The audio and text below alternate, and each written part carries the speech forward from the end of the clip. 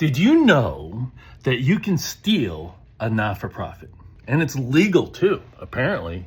So this happened in St. Louis, but over the last few years, this drama has been playing out. And something happened this week that was just like the icing on the cake. And we had this radio station, KDHX. It was meant to be a volunteer-run and operated organization. The DJs were all volunteers. Generally, this was a large organization of volunteers, community run, right? Community. It's all about community. To serve the community, operated by the community. It's community. The first thing that happened was they moved to a bigger building, which was, probably not the best idea in retrospect, but it cost the organization a lot of money and it sort of put them in a financial bind. All not-for-profits are difficult to run. And I should mention that in the background, while all this is happening, the board is changing the bylaws of the organization to cut the volunteer voices out. The community that is supposed to be running the organization. They're getting cut out. And fast forward to 2019.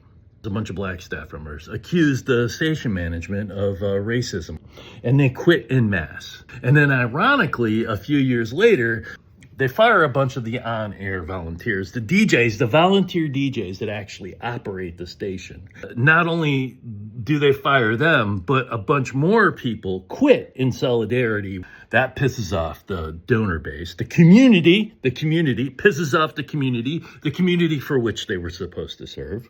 So what do then? Well, they declare bankruptcy. And then as part of the bankruptcy proceedings, they decide to sell off the frequency, 88.1. They get $8.75 million for the frequency.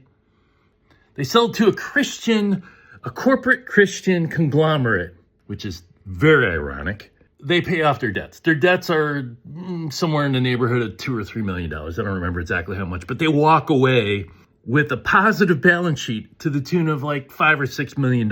Now, they claim that the organization still exists, but the community's pissed. The community doesn't want anything to do with these people. Then this week, it was announced that the call letters, KDHX, are going to be taken over by a conservative talk station. So there's no frequency, there's no radio station, there's no volunteers, there's no community, there's no call letters. They're all gone. It's all gone. They're basically just a big checking account with a IRS status. Anyway, I just thought it was kind of interesting that you could actually steal a not-for-profit and end up with a lot of money as a result.